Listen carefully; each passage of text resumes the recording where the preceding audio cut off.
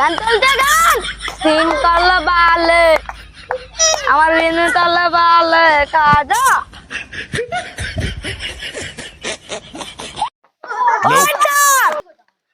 বন্ধুরে আমি তোমার নাম লইয়া কান্দি। এবারে এক গ্লাস পানি দিয়ে যাও, বুঝে গেছি।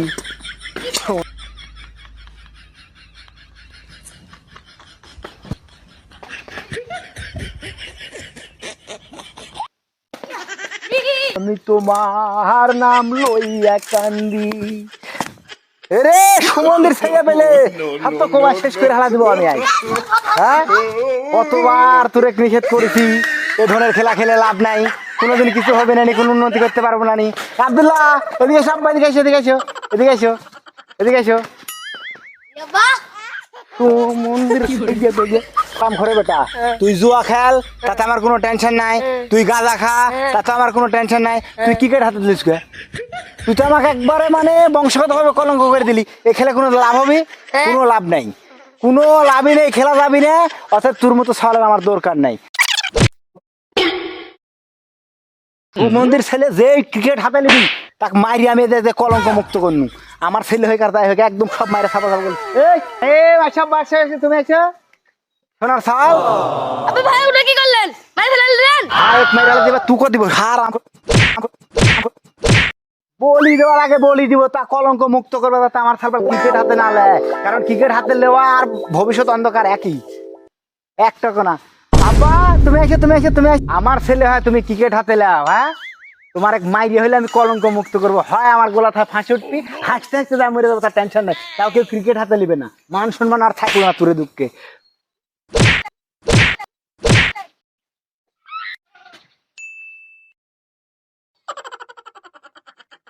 আমার ছেলের রক্ত কসম খেয়ে বলছি আমি, আমার চোখের সামনে যদি দেখি কেউ ক্রিকেট হাতে নিচ্ছে বাংলাদেশের কেউ, আমি সাথে সাথে সব কিছু একদম কোবা ফাতা ফাতা করে ফেলে দেবো। প্রয়োজন হলে আমার ছেলের মতো মার্ডার করে দেবো, তাও যাতে কেউ ক্রিকেট হাতে না নেয়।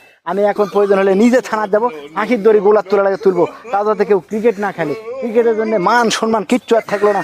আমার সালপাল জুয়া খেললে তামাইনি মানুষগুলো জুয়া খেলেছে, চুরি করলো নি তামাইনিগুলো নি চোর, কিন্তু খেলছে ক্রিকেট যার কোনো কাজেই আসবি না বাংলাদেশের হয় ক্রিকেট খেলে। এরা ভবিষ্যতে করবি নাকি? এজন্য সব মাইরে হালা দিচ্ছি। এখন প্রয়োজন হলে যে আমার ছেলের রক্ত দিয়ে আমি হাত রাঙাছি, প্রয়োজন হলে আমার ফাঁসি হয়ে যায় যাবি। আর বাংলাদেশে একটা নজিরবিহীন ঘটনা ঘটে গেছে, এর আগে এই ঘটনা কোনোদিন ঘটেনি। বলো কি? হ্যাঁ স্যার, যে কেসে যাচ্ছি, হ্যাঁ বাপ তিনটা ছেলের বাইরে একদম হতে হেলাইছে। হ্যাঁ স্যার। আজকে আমরা কি বিষয় তদন্ত করতে যাচ্ছি? হাবিলদার কি সেন্টি বলেন, সেন্টি। আজকে আমাকে তুমি মারলে তোমার চাকরি আজকে নোট করে দেবো। স্যার ভুলে গেছে, স্যার ভুলে গেছে, স্যার আর হবে না। এইভাবে করলে হবে না। চলেন স্যার, আগে এটা দিকে আসি, চলেন। আচ্ছা চল।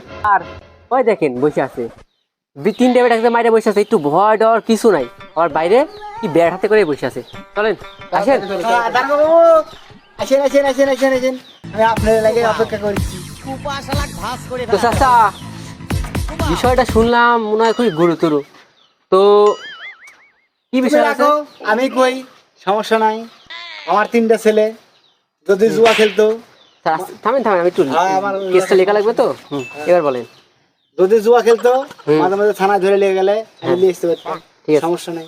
গাঁজা খাইতো, আসরে গেলে হয়তো পাইতাম। কি যদি গাঁজা খাইতো টেনশন ছিল না। চাচা এগুলো তো অপরাধ। এ বেটা খারাপ, আমি যা কই আগে তাই শুন, নোট কর। সারা বাংলাদেশ তো আমার কথা শুনবি নাকি?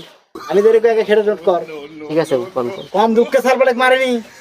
গাঁজা খাইলে আর ভিতরটা পচে যেত, হয়তো মরে যেত যে কোনো কারণে, ক্যান্সার হয়, তাতে কোনো আফসোস আসছিল না। চুরি করলো নি চোরে বেটা সমস্যা নাই, কিন্তু ওই ক্রিকেট হাতে লিছে এটাই হলো সবচেয়ে বড় অপরাধ। কি কারণে ক্রিকেট হাতে নিল? কিসের ক্রিকেট? হ্যাঁ, এই বিষয় উদ্দেশ্য হলো ক্রিকেট। কারণ বলেন কি চাচা? আমার বাড়ি গুটি বাংলাদেশ, ইন্ডিয়াত না, যে ভালো পারফরমেন্স করবি যোগ্যতার বলে চলে যাবি। কোন দেশে বাস করছি? বাংলাদেশে। বাংলাদেশ। মাঝে মাঝে গর্ব করে কইতে হয় যে দেখে জন্ম না হলেই হইতো। আয়েব বাচ্চাটা কথা বলে গেছিল যে যদিও আবার আসি ফিরে এই বাংলাদেশে না, এই বাংলাদেশে এখানে লাভ কি? এটার কোনো দাম নাই। যে কারণে বাইরে নিজের হাতে যে রক্ত রাঙাছি, আর কোনোদিন আমি চাই যে বাংলাদেশ থেকে ক্রিকেট একবারে নিষিদ্ধ করে দিই। কোন কি চাচা, বিষয়টা কি কবেন তো? খুব আশা নিয়ে না খায় কালকে টিভির পর্দা সুন্দর মতো দেখতে লাগছিলাম ক্রিকেট খেলা। ইউএস নতুন একটা দল, হ্যাঁ। সেই দলের কাছে যখন হেরে গেল, তারপর যদি আমার সালবাল ব্যাট হাতে নেয় না মারে কিন্তু উপায় আছে, একবারে ধরেছি আর ঘেটাঘাট বাইরে 3 মার্ডার করে ফেলেছে। আমার একটু আফসোস দুঃখ কিচ্ছু নাই, কষ্ট শুধু এটাই যে আমার বাড়ি বাংলাদেশে। তোমার এতই রাগ যে খেলার লাগে তোমার 3 নিজের সন্তানকে মেরে ফেলেলে। দোয়া চাই মাপা চাই বাপু, এ বিষয়ে আর কিছু করি না। আমি নিজে ইচ্ছা বাইরে মারছি, যদি সরকার থেকে আমাদের ফাঁসিও দেয় তাতে আমার কোনো আফসোস নেই, কিন্তু আমি চাই বাংলাদেশে ক্রিকেট নিষিদ্ধ করুক। আমার আফসোস শুধু এটাই, কালকে খায় না খায় টিভির পর্দা সুন্দর মতো তোমার চাতিক সাত করে বসছিল, তারটা মুড়িও মাখাই দিছিল। যখন দেখুন একে একে ধাপা ধাপ আশালিয়া বাপ শুনলে, এই যে বাংলাদেশের নতুন ক্যাপ্টেন আছে, নাম কি উদান্ত না অশান্ত না কি নাম, শান্ত, নতুন একটা দায়িত্ব নিল। খুব ভোরা খেলে ভাবলু সেইরকম একটা পারফরমেন্স করবে, 11 বলে 2 রান। সেই সময় তো মনে হলো যে আমি একবারে আনোয়ার হোসেনের মতো মনে হয় স্টক করে মাল জায়গা ছই দেওয়া যায়, তা হইলো না, সমস্যা নাই। সাকিব আল হাসান কি কামটা করলো, সারা জীবন কি খালি শোরুম উদ্বোধন করে যাবি নাকি? খেলার পথে তো কিছু শ্রম দেওয়া লাগি। আসলে বাংলাদেশে কোয়ার কেউই নেই। এই যে পাপন, পাপন না আপন কি নাম, পাপন। এই পাপনের যতদিন পর্যন্ত বাংলাদেশ ক্রিকেট বোর্ড থেকে না শোনানো হবে, ততদিন পর্যন্ত বাংলাদেশ ক্রিকেটে উন্নতি করা সম্ভব না। বুড়া মাহমুদুল্লাহ যাক বাদ দেওয়ার লেগে পাপন উঠে পড়ে লাগিছে, সেটা কি করলে 11 বলে 33টা রান। তোমার কাছে একটা আসি, আমার যদি ফাঁসিও হয়ে যায় শেষ ইচ্ছা তো আছে, মরার আগে আমার একটা শেষ ইচ্ছা হলো যাতে পাপনের সভাপতি থেকে সরানো হয়, নান্নু না ফান্নু এরও যাতে সরানো হয়। বাংলাদেশ অনেক আশালিয়া মানুষ ভালোবাসা ক্রিকেট খেলা দেখতে বসে, যার শুধু একটু যাতে জিতলে বুকটা গর্বে ভরে যায় আমার বাংলাদেশ জিতে গেছে। কিন্তু এখানে ওই আমার ভাইসটা উমুক আমার এই উমুক আমার ওই, মেহেদি মিরাজ অলরাউন্ডার, বাংলাদেশের একটা গর্ব, ক্লিক মিলিক করে ছেলে বাদ দেওয়া সারা লাভ কি? দেশের যদি উন্নতি চাও ক্রিকেট বোর্ড থেকে এইসব আজে বাজে লোকগুলা সরাও। এখন আমার ফাঁসি হলো কিছু সমস্যা নাই, আমি দেশবাসীর কাছে একটা কথাই বলে যেতে চাই, আমার হয়তো ফাঁসি হয়ে যাবে, আমি আর থাকবো না, কারণ নিজের 3টা সন্তানকে আমি নিজে মেরে ফেলাচ্ছি, আমার আফসোস ভিতরে আছে। কিন্তু ক্রিকেট নিয়ে কিছু বলতে চাই না, ক্রিকেট নিয়ে যখন দেখতে বসি তখন বুক ভরা আসালি, কিন্তু এই চুতিয়াগুলো যখন যা কারবার করে বলার কোনো ভাষা নাই।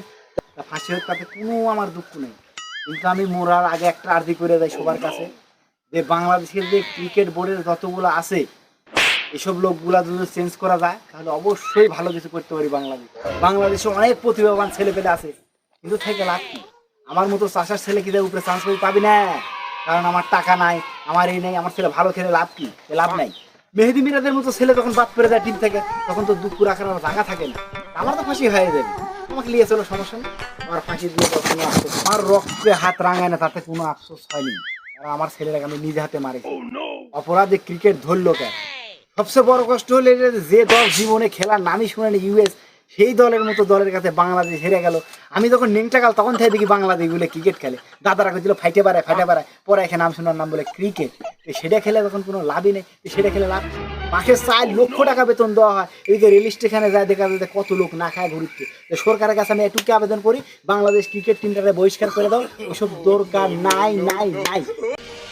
রাত জেগে বাংলাদেশের ক্রিকেট খেলা দেখে এক আকাশ পরিমাণ হতাশ হয়েছি। ক্রিকেট বিশ্বে যেই আমেরিকা দলটাকে সবাই এখনো ভালো করে চেনেই না, সেই দুর্বল আমেরিকা দলের সাথে বাংলাদেশ হেরে বসে আছে, তাও আবার 5 উইকেটের বিশাল ব্যবধানে। ক্রিকেট এদেশের মানুষের আবেগ। বাংলাদেশের খেলা শুরু হলে মানুষ কাজ কাম সব কিছু বাদ দিয়ে খেলা দেখার জন্য বসে যায়। আর এই মায়ের দেওয়া ক্রিকেট বোর্ড অপরাজনীতি আর প্রতিহিংসার বেড়াজালে আবদ্ধ করে বাংলাদেশের ক্রিকেটটাকে একেবারেই ধ্বংস করে দিচ্ছে। প্রতিনিয়তই হতাশ করতেছে এই দেশের কোটি কোটি ক্রিকেট ভক্তদেরকে। আর যেন কোনো বাপকে তার ছেলেকে মার্ডার করতে না হয়।